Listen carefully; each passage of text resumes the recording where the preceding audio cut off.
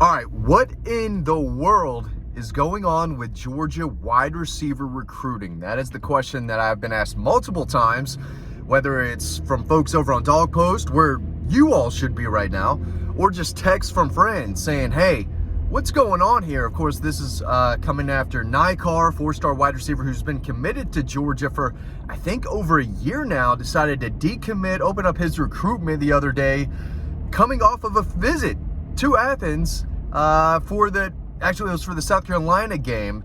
So he's a recent visitor and been committed a long time, and a really, really good player. This is a guy that has just been unguardable so far this year. He's been a touchdown machine for Colquitt County. But now Georgia only has 2 wide receiver commitments in the 24 class, and that's got to change. I actually spoke with someone during the game on Friday, and I said, hey, is Brian McClendon going to take a 4th wide receiver? Because they had 3 at the time. And he said, man, I really don't know. I don't know. I think ideally he would, but I don't know. I don't know if they were just not being completely honest or if you really didn't know. But now they definitely need one because they're sitting at 2. They have Sokovie White, a 3-star receiver out of Cass High School, and they got Nitro Tuggle, a 4-star receiver I think is really, really good. That guy is a lot better than I think his ranking indicates. But Georgia's got to hold on to him now. This is not an in-state kid who grew up loving Georgia, right? So if a guy like Nikar, who has told me multiple times, especially over the summer, hey, I'm 100% committed, I'm locked in. You know, he was taking visits here and there, but he told me multiple times, I'm going to Georgia. Turns out, it doesn't look like he's going to Georgia anymore because he's opened up his recruitment. Miami is a team to know, and I will say this. When it comes to receivers, NIL is a lot. It is one of the biggest factors for just about every receiver out there. These guys want to make plays. They want to put up a lot of numbers. And they want to get paid. And they want to go to the league. And Georgia can get receivers to the league. They had at least one just about every year. And you can play at Georgia as a freshman, 2019, freshman George Pickens made a big impact. 2020, Jermaine Burton as a freshman made a big impact. We know what A.D. Mitchell did as a true freshman. In 2021, Dylan Bell made a lot of plays last year as a true freshman. So you can come to Georgia and play.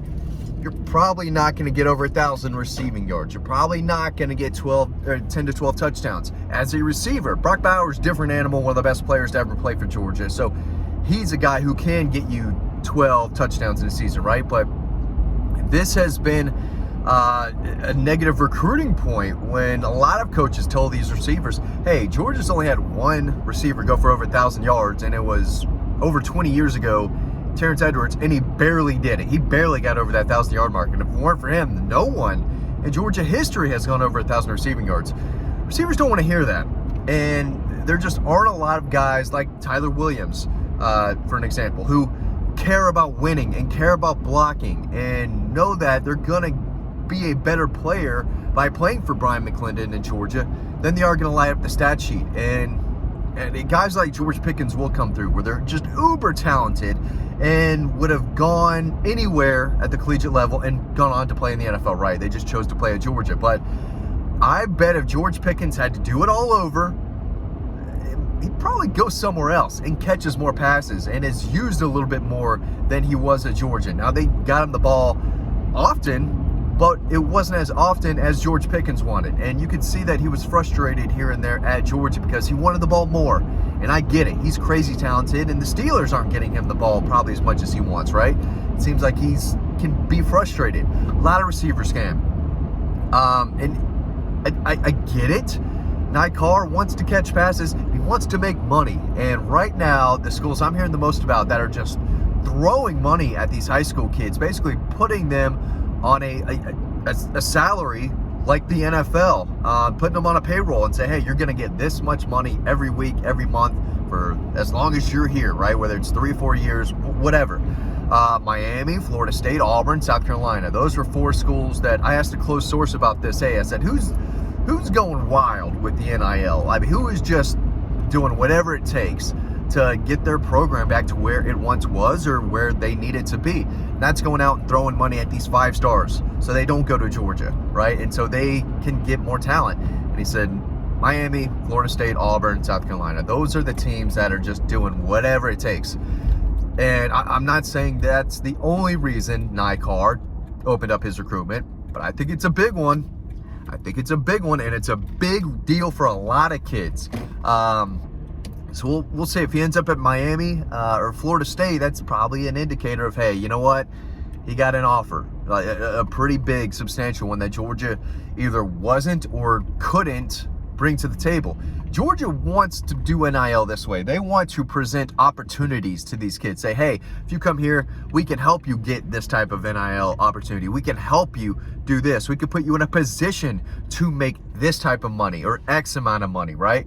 They're not going to put kids on a payroll system right now. They're just not doing it. And I had someone tell me the other day that, hey, if Georgia offered the same amount of money to get KJ Bolden as Florida State did, he'd be getting paid more than the starters. And Georgia's not going to do that. And it just is what it is right now. There are no real rules or guidelines, to this NIL stuff. So when you feel like you can offer it in a different way, right, that maybe it wasn't supposed to be offered when this whole thing, system kind of came into college football, I guess you could say, a few years ago. That's what they're going to do. So as far as who Georgia goes after, I think they need to try to get Nycard back on board because he is electric. He has big time speed and playmaking ability. And again, he's so shifty. He's a good route runner, and he's got breakaway speed. A lot of guys are really fast, but they don't have breakaway speed. Nycard does. So I would do everything I could to get that guy back on board. But, I get the question too, hey, they've got Dylan Raiola on board. They've got Ryan Puglisi on board, two of the best quarterbacks in the country. Why are receivers not wanting to follow them? And I just want to put it out there that I think way too many people thought when Dylan Raiola jumped on board that the 5 stars would flood in, right? Jeremiah Smith would just come walking to Athens all willy-nilly, right?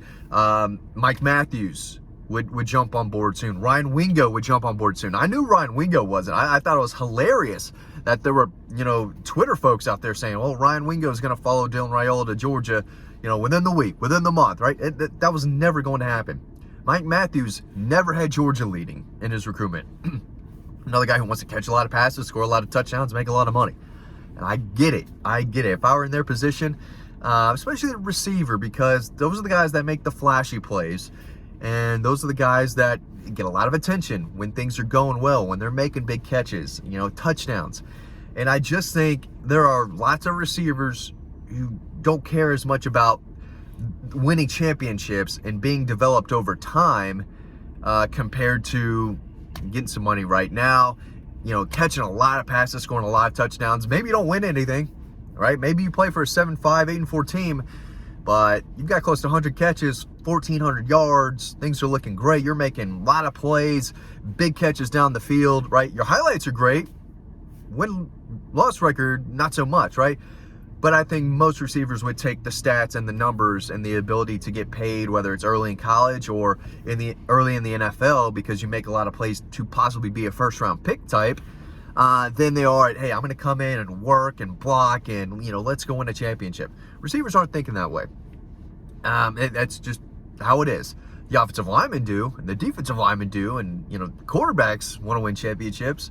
Receivers, not so much. But, there's no doubt this is a big loss to Georgia's class. And, now I was thinking, do they go out and get a 4th? If they don't, that's okay. They can get 3 and still be fine there and still add to the transfer portal, right? That's what Georgia's done multiple times. They went out and got Lawrence Cager a few years ago, instant impact type of guy. They got Dom Love and Ra Thomas, guys who are making an impact already. So it's a position where you can dip into the transfer portal a little easier and get an impact guy. But at the end of the day, you still want to bring these guys in and develop the guys that you recruited and you liked out of high school. So right now they're just sitting at 2, and it doesn't look like they're leading for any of the guys that are currently uncommitted out there. So, this is a tough sledding for Brian McClendon right now, who lost his top-ranked wide receiver and could lose him to a team like Miami or possibly Auburn or Florida State. We'll see where his recruitment goes from here, but I would do my best to get that guy back on board. Brian they're going to have to get guys in the 25 class too, for sure. They took 3 last class. They're just at 2 right now.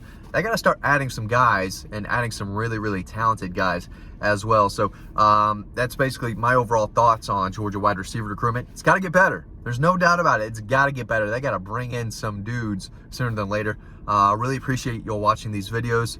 Like and subscribe. Click on the link down below to sign up to our free newsletter that we have over on Dog Post. A lot of free stories. Get an email every day. It's free to sign up, so click that link below. Really appreciate it, and hope to see you over on Dog Post.